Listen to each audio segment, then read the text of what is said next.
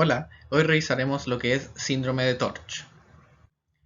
Previamente debemos saber que existen las infecciones congénitas, ¿cierto? En donde hay múltiples infecciones que pueden transmitirse hacia el feto o recién nacido, desde una madre ya sea sintomática o asintomática, adquiriendo esta infección por diferentes vías, transplacentaria, intraparto o postnatal. El resultado de esta infección, ¿cierto? Tiene un gran espectro de manifestaciones desde un paciente sano, sin secuelas, hasta un aborto, mortinato, malformaciones, prematurez. También tenemos pacientes que como recién nacido tengan la enfermedad sintomática propiamente tal o pacientes que nazcan, ¿cierto? Asintomáticos pero que evolucionen con secuelas. Ya lo que es propiamente TORCH, ¿cierto? Es un acrónimo que se utiliza para caracterizar al feto o recién nacido que tenga un cuadro compatible con una infección congénita, cuya clínica es habitualmente similar entre diferentes agentes, si bien pueden tener algunas manifestaciones más características de unos que de otros. La clínica, ¿cierto? Como mencionamos, en lo que es una infección aguda en el recién nacido puede ser ictericia, petequias, hepatosplenomegalia, calcificaciones, pequeño para la edad gestacional, etcétera, etcétera. El acrónimo de TORCH, ¿cierto? Incluye a los diferentes agentes que tienen estas infecciones congénitas que podrían ser compatibles, que incluyen toxoplasmosis, ¿cierto? La O descrita para otros como sífilis, virus hepatitis B, virus de la inmunodeficiencia humana, varicela congénita, la R de rubiola congénita, la C de citomegalovirus o chagas congénito y la H de herpes simplex congénito. Y también comentarles que en el último tiempo, ¿cierto? También se quiere hacer harta relevancia a lo que es sífilis congénita y por lo tanto este acrónimo clásico de TORCH también pueden encontrar en la literatura cambiado en el último tiempo como este que observamos en pantalla de STORCH. Respecto a la sospecha prenatal, ¿cierto? Esta tiene que estar basada en los antecedentes maternos, ¿cierto? Como viajes, conductas sexuales de riesgo, vacunación, la prevalencia y el screening de estos agentes infecciosos que depende de la nacionalidad y el sistema de salud y el estatus de la pareja, los controles que ha tenido durante el embarazo, si es que ha habido sintomatología materna compatible o no, y los hallazgos ecográficos que podrían ser sugerentes del síndrome de Torch, como los que se observan en pantalla. Retraso del crecimiento intrauterino, microcefalia, calcificaciones intracraneales, ¿cierto? Cardiomegalia, hepatosplenomegalia, asitis fetal, hidrofetal, óligo y polihidroamnios, entre otras. Estas son elementos ecográficos de sospecha prenatal. Por otra parte, también podemos tener sospecha postnatal, que también depende de los antecedentes que describimos previamente, y también de las manifestaciones que podrían ser similares entre diferentes agentes, como mencionamos, ¿cierto? Un pequeño paralaje gestacional o RCIU, hidrops no inmune, prematurez, visceromegalias, neumonía, púrpura, ictericia, microcefalia, sepsis, entre otros. Y por lo tanto aquí se tiene que hacer el estudio complementario según la sospecha y no buscar todos los agentes como tipo de screening. Se hace estudio según el agente que sospechemos. Y eso lo tenemos que hacer en base a los antecedentes y las manifestaciones. Como se observa en el cuadro en pantalla, ¿cierto? Que agrandaremos, hay algunas manifestaciones que pueden estar presentes en diferentes agentes, si bien hay algunas más características de unos que de otros.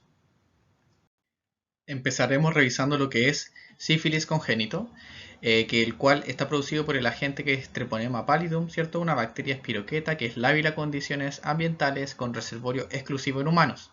Se transmite de forma horizontal, ¿cierto? Principalmente por vía sexual y por vía vertical, ¿cierto? Es decir, congénita por vía transplacentaria.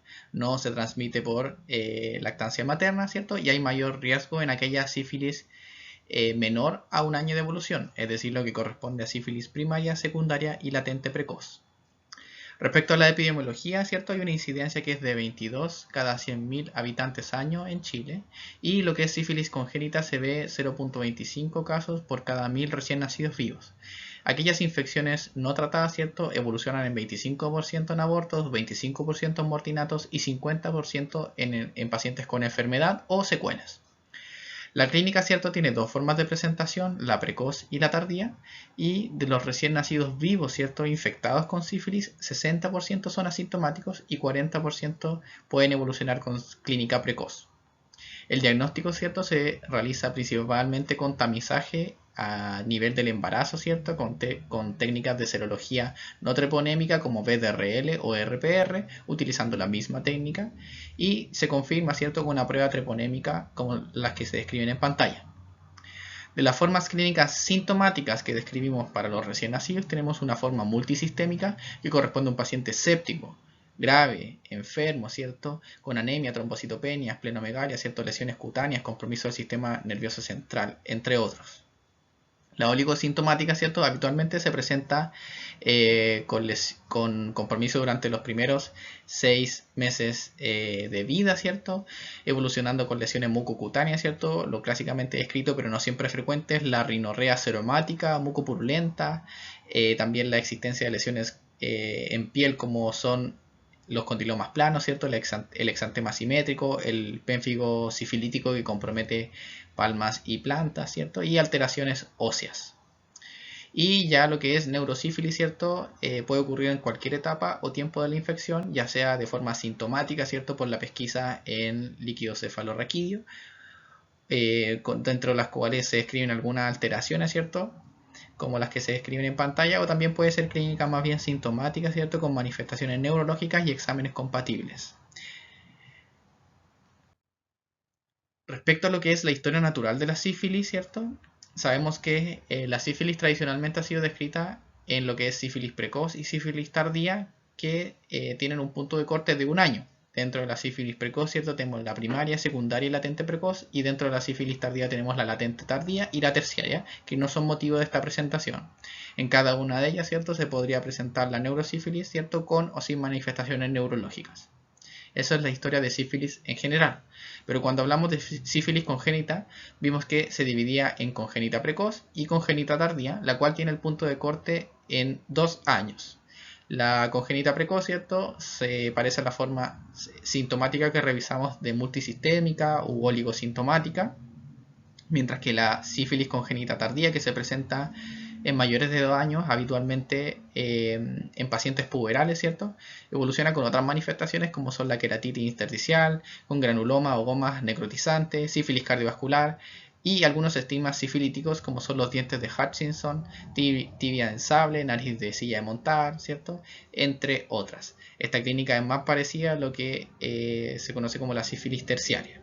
Y también considerar que está descrita la tríada de Hutchinson para la sífilis congénita, principalmente tardía. Y, como mencionamos, la neurosífilis también puede aparecer en cualquier etapa con o sin manifestaciones neurológicas. Para hablar de sífilis congénita tenemos que saber sobre la sífilis en gestantes. Y esta constituye una urgencia médica ya que tiene alto riesgo de transmisión en sífilis menores a 1 año, ¿cierto? Es decir, primaria, secundaria y latente precoz, hay un riesgo de transmisión del 75 al 90% versus el riesgo en sífilis mayores a 1 año, es decir, latente tardía y terciaria, del 10 al 35%. Si es que no hay tratamiento en la gestante, ¿cierto?, hay un pronóstico desfavorable al feto o recién nacido, como mencionamos, 25% de aborto, 25% de mortinato y 50% con alta probabilidad de estar infectados evolucionando con enfermedad o secuelas. Pero por otra parte, si la gestante es tratada oportuna y adecuadamente, se evita la enfermedad en el 100% de los recién nacidos. El tamizaje que se realiza durante el embarazo en Chile, ¿cierto?, constituye un tamizaje durante el embarazo y otro al parto. Durante el embarazo se realiza el primer control prenatal a las 24 semanas y a las 32 a 34 semanas, mientras que lo que es al parto, ¿cierto?, cualquier persona que llegue a la maternidad por motivo de parto, aborto o mortinato debería tener un examen de tamizaje para sífilis. Se va a definir cualquier caso probable en la gestante como toda serología no treponémica, es decir, VDRL o RPR, reactivo en esta gestante independiente del nivel de dilución.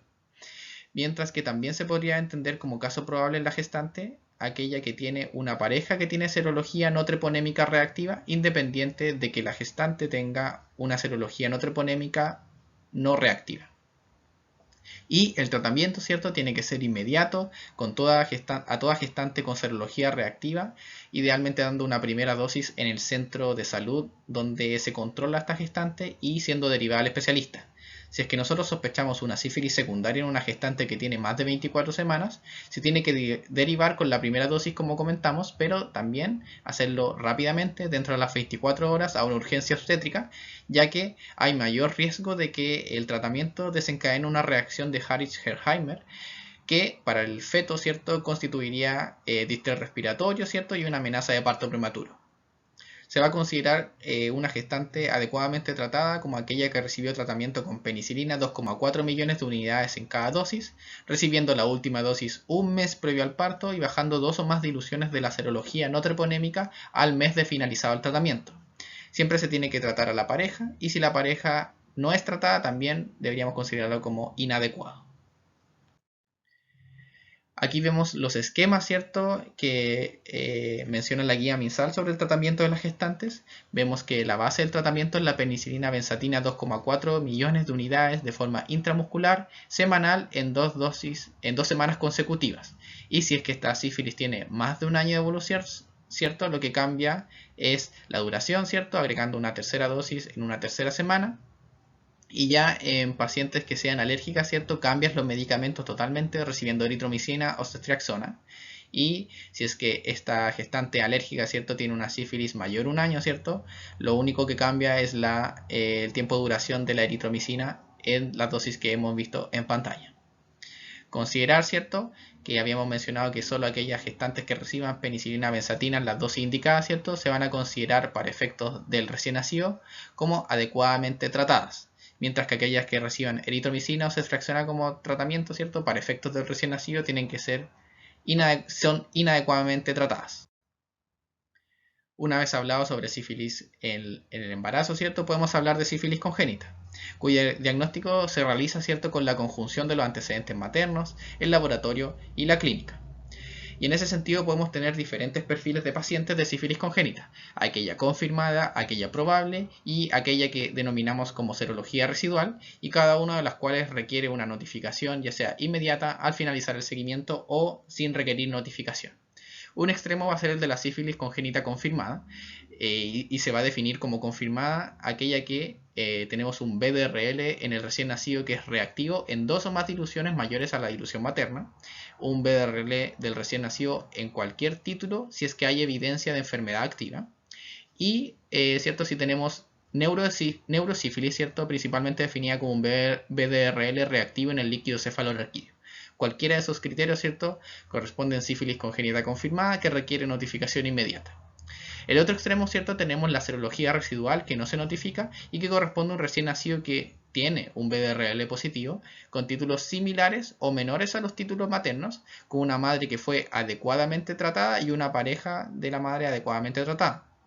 Y en ese sentido hay que recordar y volver a repetir lo que es el tratamiento adecuado a la gestante, aquella que recibió penicilina benzatina 2,4 millones de unidades por cada dosis, ¿cierto?, que dijimos que en menores de un año era semanales por 2 semanas y en mayores de un año era semanales por 3 semanas, habiendo recibido la última dosis al menos un mes antes del parto y al parto presentando una reducción de 2 o más de las diluciones del BDRL con el tratamiento además de los contactos sexuales, ¿ya? Si es que tenemos un recién nacido que no constituye una sífilis congénita confirmada y que no constituye una serología residual, ¿cierto?, este probablemente va a caer en lo que es sífilis congénita probable, el cual, ¿cierto?, corresponde a un recién nacido que puede ser hijo de una madre con un BDR positivo que no haya tenido control durante el embarazo, que no haya sido tratada, o si es que fue tratada fue inadecuadamente tratada, como por ejemplo recibiendo eritromicina o ceftriaxona, o no recibiendo las dosis de penicilina que revisamos, ¿cierto? Aquella que fue tratada, ¿cierto?, pero sin una adecuada respuesta serológica esperada en el seguimiento, ¿cierto? Aquella que quizás fue tratada, ¿cierto?, pero quizás tenemos una sospecha de reinfección, por ejemplo, el BDRL al parto que antes estaba, digamos, en disminución, ahora está nuevamente en ascenso, ¿cierto? Aquella que fue tratada sin seguimiento o aquella que tuvo contactos sexuales no tratados. Todo esto constituye a un recién nacido que lo interpretaremos como una sífilis congénita probable y que va a requerir tratamiento de todas formas, al igual que una sífilis congénita confirmada. Respecto al tratamiento de la sífilis congénita, ¿cierto?, la penicilina sódica es el tratamiento de elección y la base, ¿cierto?, está constituida por penicilina sódica, ¿cierto?, 50.000 unidades por kilo de peso por dosis, que se tiene que administrar de forma endovenosa, ¿cierto? Por 10 días consecutivos. Y este tratamiento lo único que tiene que ajustarse es la frecuencia de administración, que depende de la edad del recién nacido, como se observa en pantalla. Y en ese sentido también se escribe el tratamiento adecuado del lactante, ¿cierto? El cual se evalúa principalmente en el seguimiento serológico no treponémico que se hace durante un año de vida, donde este habitualmente se hace no reactivo, ¿cierto? Dentro de los primeros 6 meses, pero uno puede dar chance hasta el año de vida. Entonces aquí tenemos los seguimientos que se hacen en cada sífilis congénita que revisamos, ¿cierto? Y en la serología residual, donde vemos que todas estas van a requerir seguimiento con BDRL hasta que este se negativice, ¿cierto? Haciendo controles al mes de vida, a los 2 meses, 3, 6 y 12 meses, ¿cierto? En lo que es sífilis congénita confirmada, tenemos que a los 6 meses repetir una punción lumbar para evaluar el BDRL de líquido cefalorraquídeo si es que se presentó este paciente con neurosífilis, ¿ya? En lo que es sífilis congénita probable, ¿cierto? Es importante evaluar una prueba teponémica a los 12 meses de vida, y lo que es serología residual no es necesario controlar con prueba treponémica. Pasamos a revisar ahora toxoplasmosis, agente que corresponde al Toxoplasma gondii, ¿cierto? Que es un protozoo tisular distribuido cosmopolitamente, se transmite principalmente a través de carnes crudas o insuficientemente cocidas mediante los quistes, ¿cierto? De este parásito, y también se puede distribuir, ¿cierto? Por el consumo de vegetales contaminados con ooquistes de las heces de gato, ¿cierto? Y también obviamente en lo que es infección congénita, ¿cierto? Esto principalmente ocurre en lo que es la primoinfección, ¿ya? Cuando hay toxoplasmosis congénita, esto ocurre porque hay primoinfección en la gestante y el riesgo de transmisión, ¿cierto?, es mayor a mayor edad gestacional del embarazo. La epidemiología, ¿cierto?, es la zoonosis más frecuente del mundo, tiene una prevalencia alta, ¿cierto?, en algunos países, pero la toxoplasmosis congénita es infrecuente. Esto principalmente podría estar asociado a que como tiene alta prevalencia, ¿cierto?, y la infección se produce en la primoinfección, es más infrecuente, ¿cierto?, que una gestante, ¿cierto?, se primoinfecte durante el embarazo. La clínica, ¿cierto? La clínica materna, ¿cierto? En general no está presente, ¿cierto? Solo 10% evoluciona con clínica, que puede ser inespecífica incluso. Lo que es el recién nacido, ¿cierto? Presenta una clínica más grave si la infección es temprana, ¿cierto? Sin embargo, la mayoría son aparentemente sanos, ¿cierto? Y dentro de la clínica principal, lo que más destaca es el compromiso neurológico y oftalmológico. El diagnóstico materno, ¿cierto?, y fetal es serológico. Y también se podría realizar diagnóstico directo, ¿cierto?, cuando hay evidencia ecográfica de daño fetal o de serología, ¿cierto?, que indique primoinfección durante la gestación. El estudio, ¿cierto?, se requieren múltiples exámenes de laboratorio, ¿cierto?, y dentro de lo que es evaluación del compromiso neurológico y oftalmológico, ¿cierto?, el fondo de ojo, neuroimagen y estudio líquido cefalorraquídeo. El tratamiento se realiza triasociado, ¿cierto?, en todo paciente, y se tiene que hacer con pirimetamina, sulfadiazina y ácido fólico durante 12 meses según diferentes esquemas. La prevención, ¿cierto? Sería ideal realizar una serología IgG en el primer trimestre en todo embarazo, ¿cierto? Y si es que es negativa esta serología, nos sirve para detectar aquellos gestantes que están en riesgo. Pero en general, ¿cierto? Si es que esto no está disponible, ya que habitualmente no existe screening universal, se podrían indicar ciertas medidas de prevención, ¿cierto?, como el lavado de manos, ¿cierto?, frecuente, consumo de carne y vegetales cocidos durante la gestación, ¿cierto?, con vegetales bien lavados, y evitar las heces de gato o hacer un manejo ambiental, ¿cierto?, de lo que son las mascotas.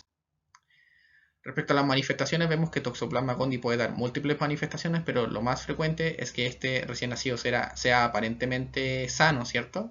Se han descrito dos grandes grupos de manifestaciones clínicas, ¿cierto? Una enfermedad neurológica y una enfermedad generalizada. Por ejemplo, dentro de la enfermedad neurológica destaca la corioretinitis, alteraciones del líquido cefalorraquídeo, calcificaciones encefálicas, convulsiones. Estas han sido clásicamente agrupadas, ¿cierto?, en una triada o tétrada de Sabin, ¿cierto?, dependiendo de la literatura, que incluye hidrocefalia, corioretinitis, calcificaciones encefálicas, y puede estar asociado a no convulsiones dependiendo de dónde lo busque. Por otra parte, la enfermedad generalizada, ¿cierto?, cursa con visceromegalia, ¿cierto?, alteraciones del líquido cefalorraquídeo, ictericia, anemia, fiebre, entre otras.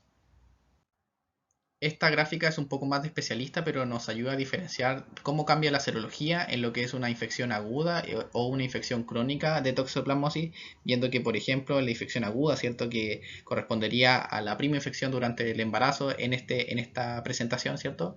Evoluciona, ¿cierto? Con una IgG positiva, con una IgM positiva, y esta IgG, ¿cierto? Tiene baja avidez, ¿cierto? Mientras que cuando ya estas infecciones se cronifican, ¿cierto? Esta serología IgG, ¿cierto? Que si bien es positiva es de alta avidez, y la IgM podría estar o no presente, ya que su duración puede estar incluso alargada durante un año, y recordemos que los embarazos duran menos que eso, entonces la IgM no siempre nos va a servir para hacer el diagnóstico de primo infección.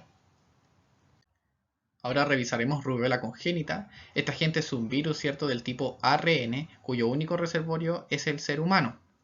Se transmite principalmente vía gotitas, contacto y la vía transplacentaria que nos importa actualmente. Y lo más importante, ¿cierto?, es que produce el síndrome de rubiola congénito cuando infecta a personas embarazadas en el primer trimestre. La epidemiología, ¿cierto?, es mayor la gravedad a menor edad gestacional, como infectando durante el primer trimestre, como ocurre este síndrome de rubiola congénito, en un 85 a 95%, ¿cierto?, de casos que se infectan durante las primeras 8 semanas de gestación tienen riesgo de la rubiola congénita, y actualmente esta es una condición que tiene muy baja incidencia, ¿cierto?, gracias a los esquemas de vacunación. La clínica puede llevar un aborto, un mortinato, a también muy característicamente las anomalías congénitas en 70% de casos, y dentro de este 70%, un 70% se presenta con ductus arterioso persistente. También hay casos de RCIU, microcefalia, hipoacusia neurosensorial, bajo peso de nacimiento, catarata congénita y microoftalmos. De todas formas, saber que muchos recién nacidos son aparentemente sanos. Se ha descrito una tetrada, ¿cierto? O tetrada de Gregg, ¿cierto? Clásicamente que incluye lo que son las cataratas congénitas, el ductus arterioso persistente, la microcefalia y la hipoacusia neurosensorial. El diagnóstico, ¿cierto?, a nivel materno, ¿cierto?, es con serología. Y lo que es un recién nacido también se realiza con serología, ¿cierto?, una IgM y IgG, ¿cierto?, séricas, que se mantienen persistentes entre los 6 a 12 meses de vida. El estudio, ¿cierto? Principalmente hay que saber que un embarazo que se sospecha que podría haber riesgo de rubiola congénito requiere seguimiento, y el tratamiento no hay disponible ni para la madre ni para el recién nacido infectado. Y la prevención principal, ¿cierto?, es que es la vacunación durante la infancia y en campañas periódicas. Otra condición importante es el Chagas congénito, ¿cierto?, que se produce por el Trypanosoma cruzi, un parásito cuyo vector, ¿cierto?, es el Triatoma infestans, que se conoce aquí en Chile en el norte como vinchuca, que vendría siendo un parásito endémico de Latinoamérica. Se transmite, ¿cierto?, por las deposiciones de este triatoma o este vector, ¿cierto?, cuando está infectado. También se puede transmitir de forma transfusional, que en Chile al menos ya está controlado, de forma alimentaria en otros países de Latinoamérica, pero en Chile no ha sido descrito, y de forma transplacentaria, ¿cierto?, que es lo que nos corresponde en esta presentación, que vendría ocurriendo tanto en formas agudas como crónicas de enfermedad de Chagas, principalmente en lo que es el segundo y tercer trimestre. La epidemiología, ¿cierto? En zonas no endémicas, la transmisión transplacentaria es el principal modo de transmisión, como vendría siendo aquí en Chile, donde todo lo que es la transmisión vectorial, transfusional y alimentaria está controlada, la transmisión transplacentaria es la que destaca. La clínica, ¿cierto? La infección fetal aumenta el riesgo de prematurez, PEG, bajo peso de nacimiento, y la mayoría de los recién nacidos, como hemos visto, son aparentemente asintomáticos. Es frecuente dentro de la clínica la ictericia, miocarditis, visceromegalias, convulsiones, distrés respiratorio e hidrops fetal.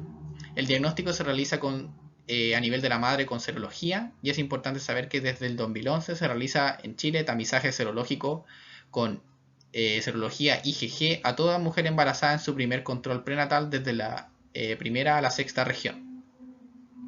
El estudio en el recién nacido, ¿cierto? Se ha descrito que la serología en el recién nacido no es útil, ya que existe recién a los 8 meses un aclaramiento de los anticuerpos maternos, por lo que en el recién nacido necesitamos lo que es la PCR sérica. 2 resultados reactivos confirman la infección. El tratamiento se realiza en todo caso diagnosticado de forma inmediata con nifurtimox o benznidazol, ¿cierto?, que no está disponible en Chile. Y el nifurtimox, ¿cierto?, que es lo que tenemos disponible en Chile, se realiza por 60 días, que si es que está bien hecho el tratamiento puede ser 100% efectivo. Lo que es la prevención, ¿cierto? Se realiza tratamiento previo al embarazo solo en mujeres seropositivas fértiles, ¿ya? No se realiza tratamiento durante el embarazo, sino que previo al embarazo, en aquellas seropositivas fértiles. No se recomienda el tratamiento, como mencionamos, durante el embarazo por el riesgo de teratogenia y no requiere suspender la lactancia.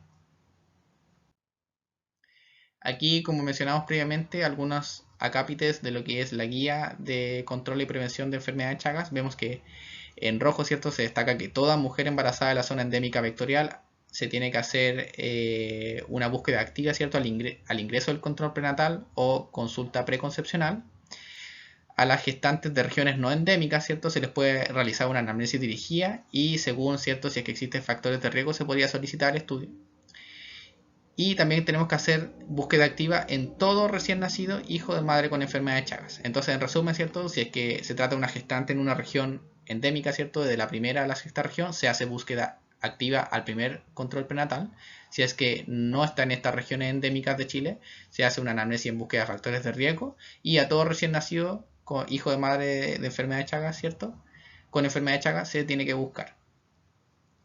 Abajo también nos destaca que si la embarazada llega al momento del parto, presenta un aborto a cualquier edad gestacional o si proviene de un traslado a cualquier otro establecimiento y no cuenta con dicho tamizaje, se tiene que realizar durante la hospitalización en la maternidad. Y en el algoritmo de a la derecha, ¿cierto?, vemos principalmente que con 2 exámenes positivos, ¿cierto?, se confirma el Chagas congénito y con 2 exámenes negativos lo descartamos. Ahora revisaremos citomegalovirus congénito, que es un agente tipo virus ADN de distribución mundial específico del ser humano, perteneciente a la familia herpes, que aparece en secreciones y realiza latencia en células salivales y renales. Se transmite al feto ya sea en la prima infección como en la reinfección o reactivación y a mayor edad gestacional, mayor riesgo de transmisión, pero menor riesgo de complicaciones. La epidemiología es el principal agente causal de infección congénita, por lo tanto es el principal agente o el más frecuente de síndrome de Torch. Corresponde a la primera causa de hipoacusia neurosensorial no genética y discapacidad intelectual adquirida en la infancia. La clínica, ¿cierto?, 10 a 15% son sintomáticas al nacer, es decir, la mayoría son asintomáticos, y se presenta con hipoacusia neurosensorial, déficit neurológicos, visceromegalias, hepatitis, trombocitopenia, entre otros. El diagnóstico a nivel materno puede ser serológico, a nivel fetal puede ser con amniocentesis a partir de la semana 21 de gestación, ya que desde ahí empieza a aparecer en el líquido amniótico. Y en el recién nacido, ¿cierto?, se puede hacer con PCR y o con cultivo Shell vial en muestra de orina, ya que dijimos que ahí hacía latencia, y también en muestra de saliva, aunque el mejor rendimiento es para la orina. Y este diagnóstico en el recién nacido se tiene que hacer antes de los 21 días de vida, ya que si es que se realiza posterior a este, no distingue de una infección congénita con una infección adquirida de forma postnatal, ya que el virus tiene aproximadamente 3 semanas de latencia. El estudio, ¿cierto?, en casos, ¿cierto?, tiene que ser buscando principalmente las secuelas, ya que un 90-95% desarrolla secuelas como la hipoacusia neurosensorial, el retraso mental, parálisis cerebral, microcefalia. Y por lo tanto tenemos que hacer todo el estudio de laboratorio que hemos mencionado, ¿cierto?, el estudio etiológico y también neuroimágenes, hemograma, función renal, función hepática, fondo de ojo y estudio con tamizaje auditivo como VERA. El tratamiento se realiza en aquellos casos sintomáticos, ¿cierto?, o con compromiso de órgano específico, según algunos esquemas que revisaremos, y puede ser utilizando ganciclovir, que se utiliza de forma endovenosa, o valganciclovir, que se utiliza vía oral.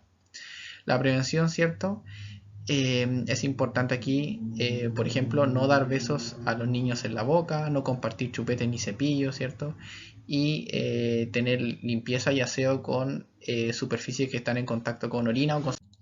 Ahora revisaremos algunos puntos claves de este artículo de recomendaciones para el diagnóstico y manejo de la infección por citomegalovirus en el embarazo y en el recién nacido. Algunos puntos claves a destacar, ¿cierto?, que esta infección congénita, como mencionamos, puede ocurrir tanto en la prima infección como en la infección no primaria.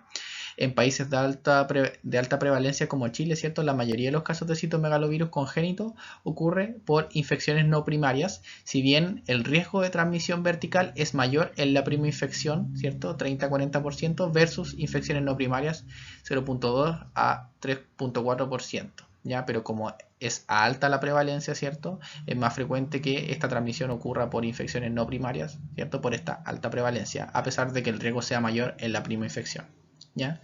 Las secuelas son similares en la prima infección y en la infección no primaria, y hay que saber que los casos graves en ese sentido ocurren casi exclusivamente secundarios a infección materna periconcepcional o del primer trimestre. Entonces la infección precoz es la que tiene los casos más graves. La infección precoz durante el embarazo es la que tiene los casos más graves en el recién nacido. Dentro de este seguimiento que se le puede hacer a la embarazada, ¿cierto? Hay hallazgos de las imágenes fetales que pueden ser sugerentes de citomegalovirus, pero no son específicos y por lo tanto se tienen que descartar otras etiologías, ¿ya? En ese sentido podemos hacer el diagnóstico de la infección materna, el cual se realiza principalmente con serología, ya sea por la seroconversión de IgG o por la detección de IgM positiva con algunas características como la IgG con avidez de IgG baja, ¿ya? Esto nos indica la infección primaria durante el embarazo, ¿ya? También hay diagnóstico de la infección no primaria, entre otros.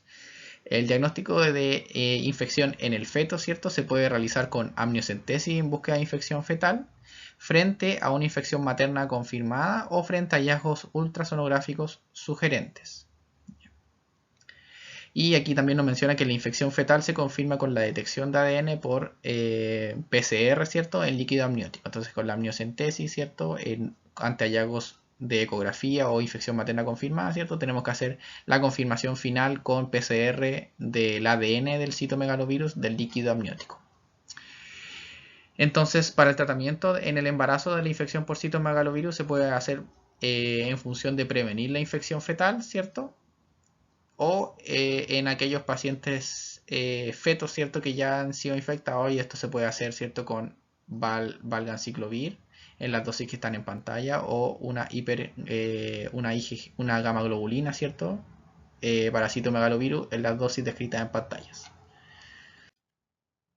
Algunos otros puntos claves, ¿cierto? Es que aquí, por ejemplo, nos muestran cómo definimos citomegalovirus congénito en sus distintas formas de presentación. Vamos a tener aquellos casos graves o sintomáticos graves que van a ser aquellos que comprometan el sistema nervioso central, ya sea al examen neurológico, en neuroimágenes, en líquido cefalorraquídeo. Vamos a tener también que existe una clínica de compromiso órgano específico grave o multiorgánico que se presenta como una sepsis viral con miocarditis, hepatitis, hepatosplenomegalia, neumonía, trombocitopenia, etc. Tenemos otros casos que son sintomáticos moderados, en donde tenemos compromiso moderado persistente por más de 2 semanas de un órgano específico que es compatible con citomegalovirus, y aquellos casos sintomáticos leves que también son como un área gris, que tienen un compromiso de un solo órgano aislado, que este es de forma transitoria, como puede ser el aumento de las transaminasas, leve hepatomegalia, leve trombocitopenia, ¿cierto? Que estas resuelven habitualmente dentro de las 2 semanas, o un PEC grave sin otra alteración, ¿ya?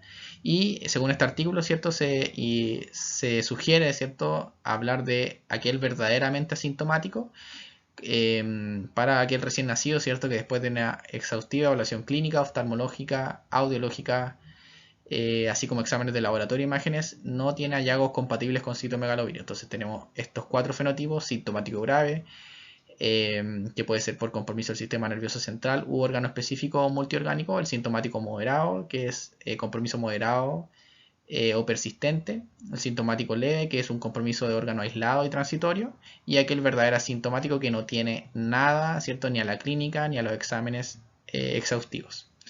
Y dentro de la clínica, ¿cierto?, que es lo más frecuente, aquí nos muestran la frecuencia de presentación y vemos que dentro de los hallazgos más destacables, ¿cierto?, tenemos las petequias, un exantema, ¿cierto?, ictericia, hepatosplenomegalia, pequeño para la edad gestacional o PEG, microcefalia, signos neurológicos, coloretinitis y algunos hallazgos en laboratorio como aumento de transaminasas, hiperbilirrubinemia conjugada, ¿cierto?, algunas alteraciones del hemograma como trombocitopenia, ¿cierto?, anemia, neutropenia, y en el líquido cefalorraquídeo, ¿cierto?, la presencia de un examen etiológico compatible y una proteinorraquia mayor a 120.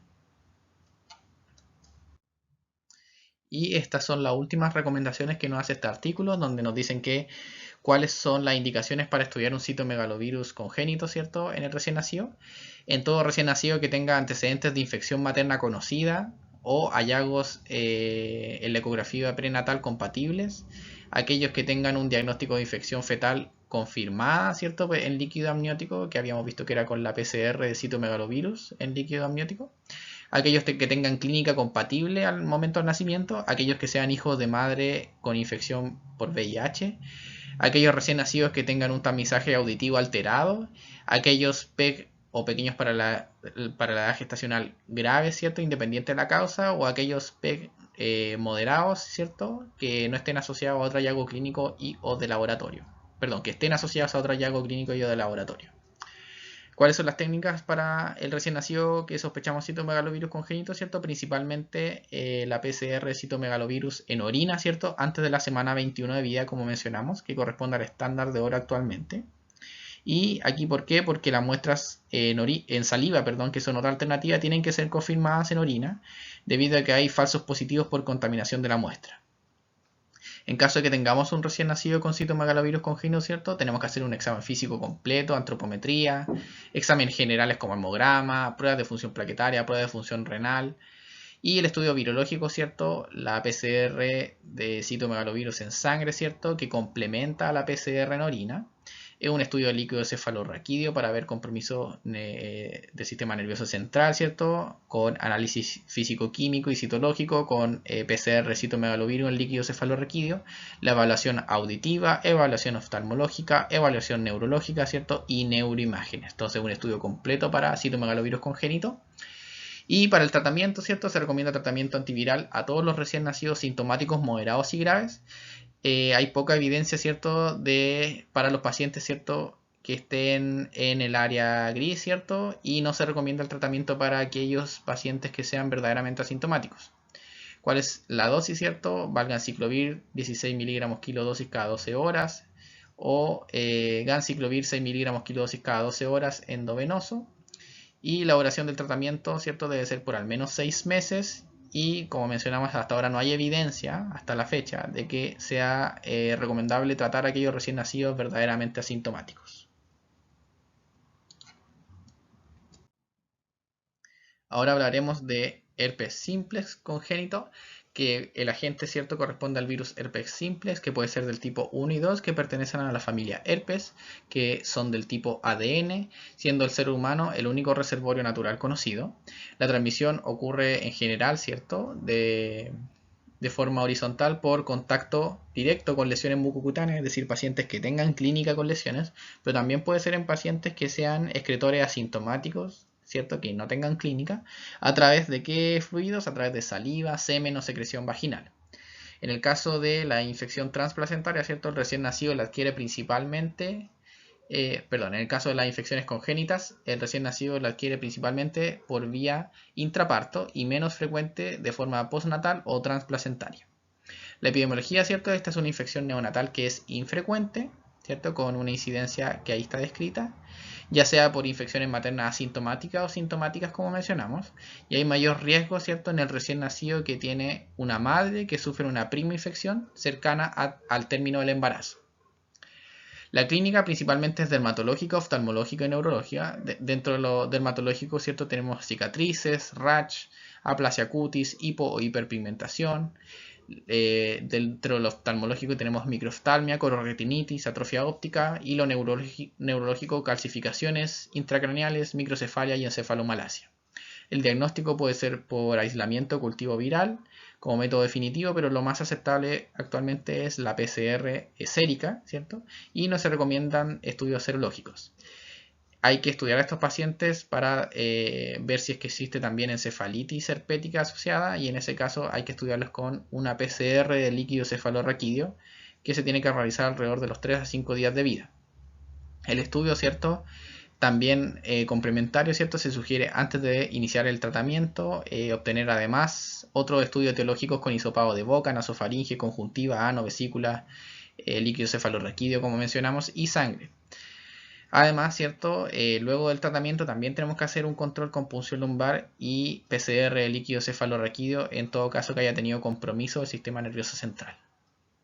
El tratamiento se realiza con aciclovir, ¿cierto? 60 miligramos kilo día, fraccionado cada 8 horas, y el número de días depende de cuál forma clínica tengamos, que tiene que ser en un paciente que nosotros tengamos cualquier manifestación de esta enfermedad, y se puede asociar terapia supresora, ¿cierto?, en aquellas formas diseminadas y del sistema nervioso central con aciclovir bioral. Respecto a la prevención, ¿cierto?, se podría indicar cesárea, que ha probado ser efectiva en aquellas madres que tienen lesiones genitales activas, si es que nosotros la podemos realizar antes de las 4 horas previo a la rotura de membranas, aunque igual hay casos que presentan la infección. Y toda esta cesárea, ¿cierto?, depende de que nosotros detectemos lesiones genitales activas, lo cual vimos que no siempre era posible. Entonces aquí tenemos las presentaciones clínicas de la infección neonatal por virus herpes simplex. Tenemos una forma diseminada, ¿cierto?, que se produce principalmente por una infección periparto, que corresponde a un cuarto de los casos, que compromete distintos órganos de nuestro sistema. También involucra el sistema nervioso central con encefalitis, ¿cierto?, y tiene una mortalidad del 30%. Se presenta entre los 10 a 12 días de vida con compromiso multisistémico o sepsis, y vimos que era frecuente que asociara compromiso del sistema nervioso central. Va a requerir aciclovir endovenoso por 14 días. La enfermedad propia del sistema nervioso central también se produce por infección periparto. También corresponde aproximadamente a un cuarto a 30% de los casos. Y aquí los órganos comprometidos son el sistema nervioso central, asociando o no compromiso de piel, presentando manifestaciones neurológicas como convulsiones, letargia, irritabilidad, rechazo alimentario, ¿cierto?, inestabilidad térmica con o sin el vesicular.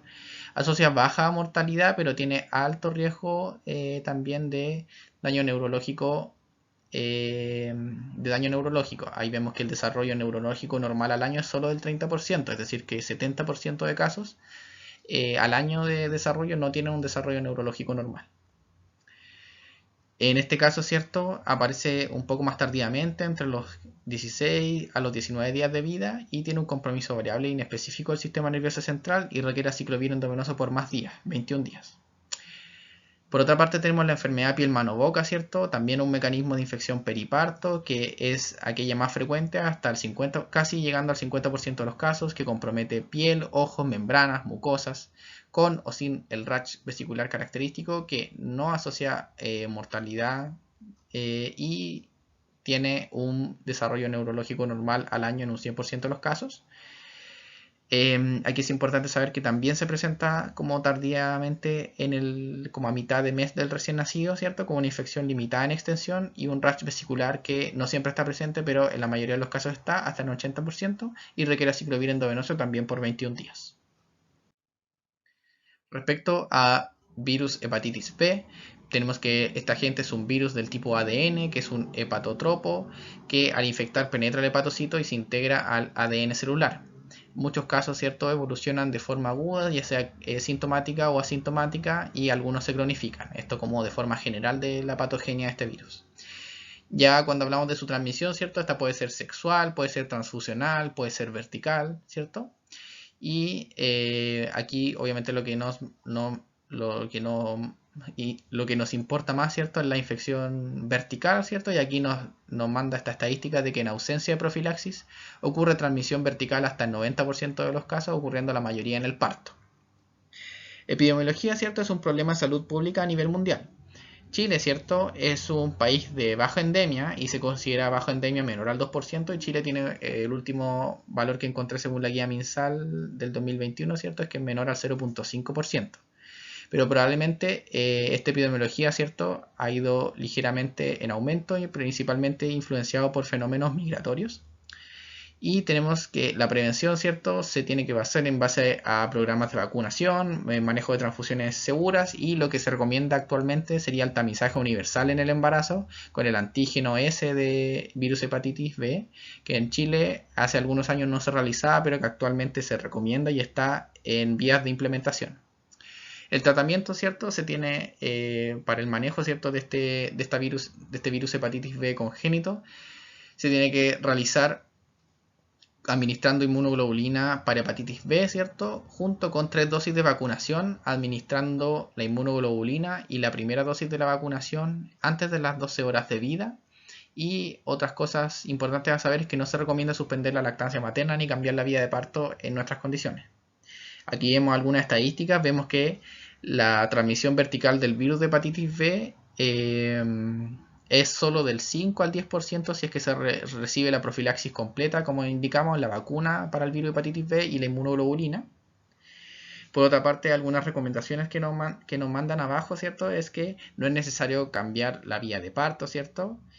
Tenemos que administrar la inmunoprofilaxia al recién nacido, ¿cierto? Que está constituida por la vacuna hepatitis B, que se da intramuscular, ¿ya?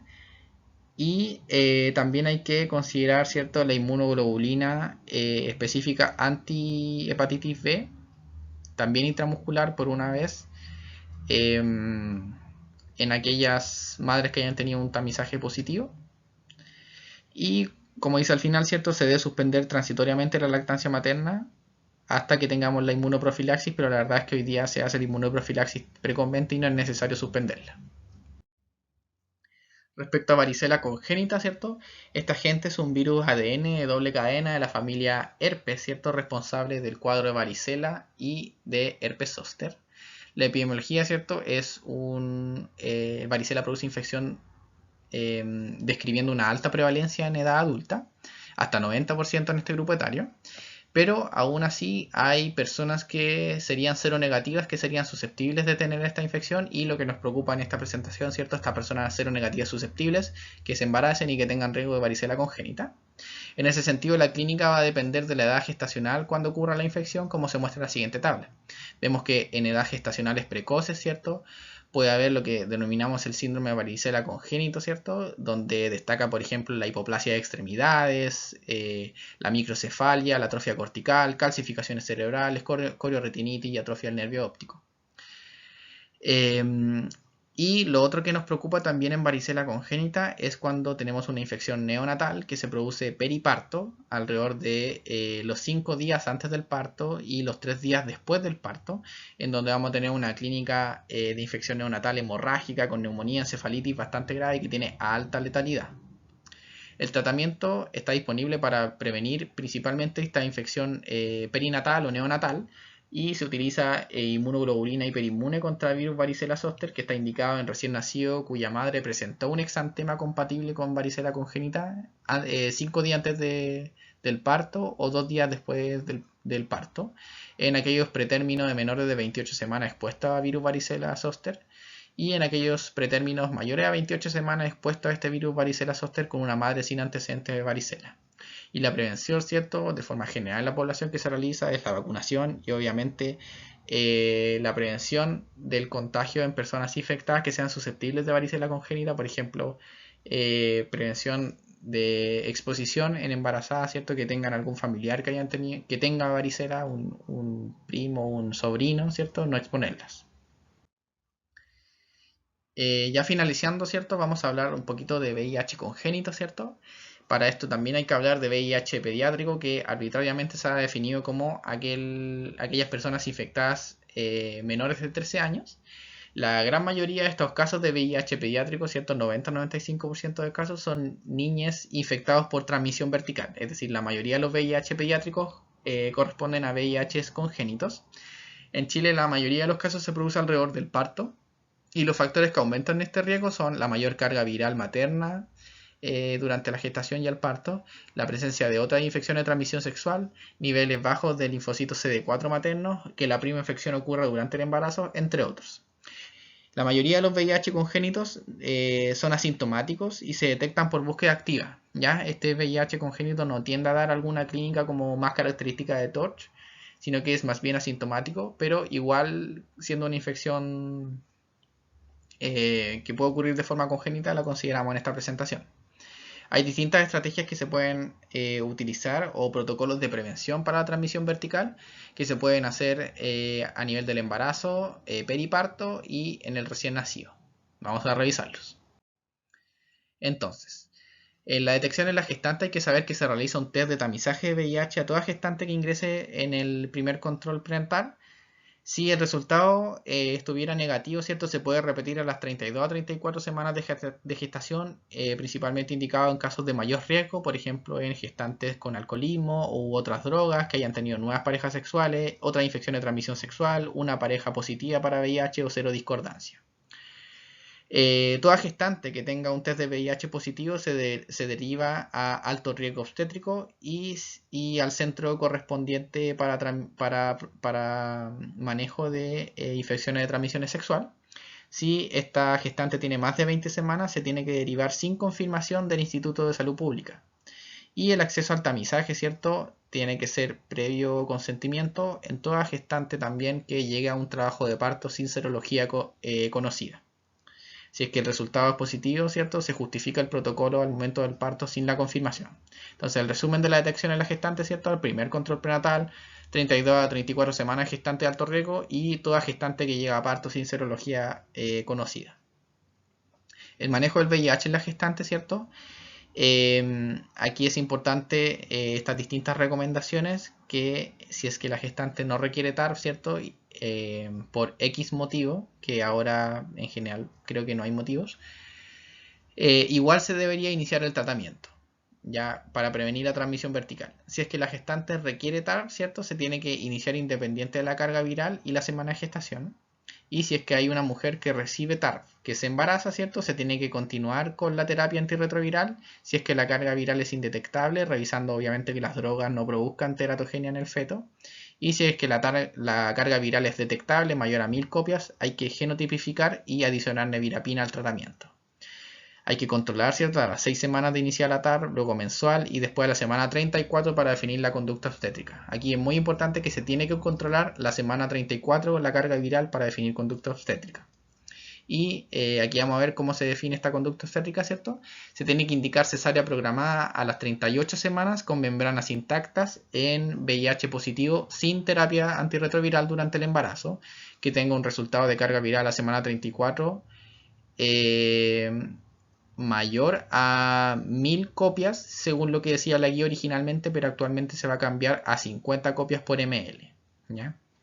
Entonces, cesárea programada a las 38 semanas con membranas intactas en toda gestante VIH positivo que no haya recibido TAR durante el embarazo, que no tenga resultado de la carga viral a las 34 semanas o que la tenga y que ésta sea mayor a 50 copias según las recomendaciones actuales. Por otra parte, se puede permitir la resolución del embarazo vía vaginal si es que ha recibido TAR iniciándola antes de las 24 semanas de gestación, teniendo una carga viral menor a 50, ¿cierto? Actualmente menor a 50 copias en la semana 34 y una condición obstétrica favorable, es decir, que el embarazo sea un embarazo con edad gestacional mayor a 37 semanas, que sea un feto único en presentación podálica y que sea atendido por un médico o médica. No se recomienda hacer maniobras invasivas durante el parto, ¿cierto? Como amniocentesis, biopsia, rotura artificial de membrana o parto instrumental. Respecto a la terapia antirretroviral intraparto, ¿cierto? Está recomendado el uso de AZT o sidobudina, 200 miligramos por ml endovenoso intraparto en las dosis que ahí se evidencian, ¿cierto? Ahí las dosis van de 2 a 4 miligramos kilo a pasar en una hora, según se evidencia ahí. También, en caso de no disponer AZT previo, se puede indicar los siguientes esquemas de AZT-3TC. Y cierto, hay algunas recomendaciones también para asociar nevirapina. Todo esto es el manejo de la gestante y del parto. Respecto al recién nacido, ¿cierto? Se tiene que suspender la lactancia materna en toda madre VIH positivo confirmado, dado que los riesgos superan a las ventajas de la lactancia materna. En ese sentido hay que interrumpir la lactancia con cabergolina o bromocriptina, las dosis que están en pantalla, ¿cierto? Y obviamente alimentar a este recién nacido con sucedáneos de leche materna porque suspendimos la lactancia materna. La atención del recién nacido, ¿cierto? Se tiene que realizar buscando elementos que sugieran la infección por VIH, también algunos efectos tóxicos de los medicamentos y otras infecciones que puedan haber sido transmitidas.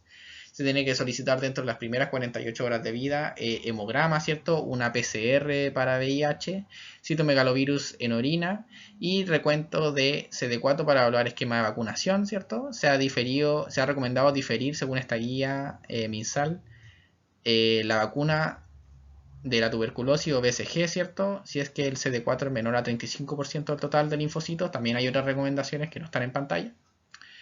Y el diagnóstico del recién nacido, ¿cierto? Se debe tomar una muestra de sangre dentro de las primeras 48 horas de vida para hacer la PCR, como mencionamos. Si es que esta PCR es positiva para VIH, se tiene que tomar una segunda muestra de inmediato. Pero, ¿por qué? Aquí el diagnóstico, ¿cierto?, de la infección se tiene que hacer con 2 resultados positivos. Por otra parte, ¿cierto? Para descartar la infección en caso de resultados negativos, se tienen que hacer 2 resultados negativos, ¿cierto? Posterior a los 15 días de vida. Entonces, en general, los esquemas de PCR son a los 48 horas de vida, entre los 15 a los 30 días y a los 3 meses. Ya 2 resultados positivos confirman, realizando el segundo resultado positivo de inmediato ante un primer resultado positivo, y 2 resultados negativos descartan la infección, ¿cierto? Realizado estos estudios a los 48 horas, 15 a 30 días de vida y a los 3 meses. ¿Qué se recomienda de terapia antirretroviral en el recién nacido? Aquí está con asterisco, ya que la guía MinSal de prevención de transmisión vertical de VIH, ¿cierto?, tiene algunas dosis que actualmente han sido cambiadas y por lo tanto aquí tengo un poco de actualización según lo que he rescatado. Y aquí tenemos que saber que todo recién nacido con madre VIH al parto y madre positiva confirmada por el ISP tienen que recibir terapia antirretroviral.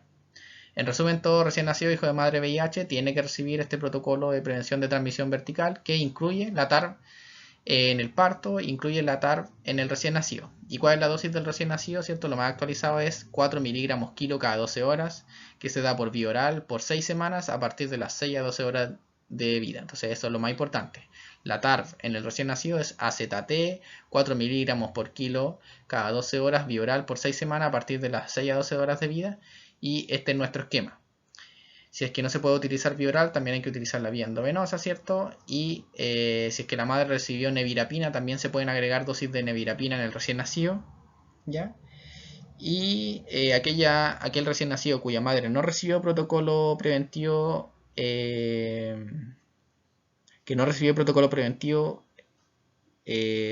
solo recibió profilaxis intraparto, ¿cierto? También se tiene que dar la ZT asociada a dosis de nevirapina. Esas son algunas de las cosas que revisa la guía MinSal, algunos acercamientos que quiero realizar.